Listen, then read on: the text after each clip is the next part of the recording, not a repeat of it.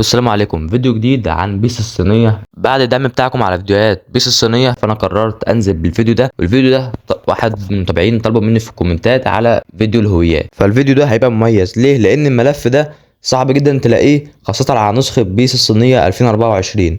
كل الملفات القديمة كلها موجودة على نسخ بيس القديمة 21 22، بس الملف ده موجود على النسخة 2024. فالفيديو ده هيبقى مميز من نوع عشان انا فعلا تعبت عشان اجيب الملف ده. فابقى نبدا لايك وشير الفيديو، حط اشتراك في القناه وفعل زر الجرس. يلا بينا نخش في الفيديو.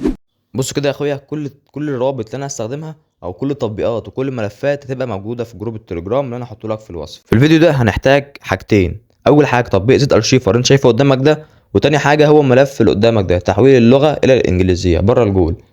الملف ده هيحتاج تحمله، هتلاقي برضو الرابط بتاعه في جروب التليجرام. كل حاجه في جروب التليجرام، خش نورنا في الجروب. وانت شايف بعد ما تنزل الملف ده هتخش على تضغط ضغطه كده عليه، وهتعمل مشهد او عرض على حسب الليزر اللي عندك. هتلاقي الملف ده اللي اخره سي بي كي، ركز اهم حاجه يكون اخره سي بي كي. تاخد الملف دي نسخ، وهتروح على ذاكره الجهاز، بعدين هتروح على اندرويد. مركز بقى من اندرويد عشان هنحتاج نخش على ملفات كتيره. هنخش على الداتا وهننزل تحت كده خالص، تقعد تدور على ملف بيس الصينيه. ما انت شايف المدور معاك اهو، هو ده اسم الملف كوم ان دوت ان اي تي اي اس اي. هو دي الملف. هتخش على فايلز، بعدين هتخش على دي الكلمه قدامك دي ان اي تي اي اس اي، تخش على الملف اللي بعدين هتخش على السي بي كي. دي اخر 3 حروف في الملف اللي احنا نسخناه. زي ما انت شايف لما تخش كده تلاقي قائمه ملفات كتير قوي. هتعمل على علامه النسخ اللي تحت ديت او علامه اللصق، هتلصق الملف هنا في الملف ده. هتعمل تطبيق على جميع الملفات واستبدال. تمام كده. بعد ما تعمل الخطوه ديت ركز بقى معايا، عشان في ناس الخطوه دي بتواجههم بيظهر فيها مشاكل، والمشكله دي اللي انا هقولها لك دلوقتي وهحلها معاك.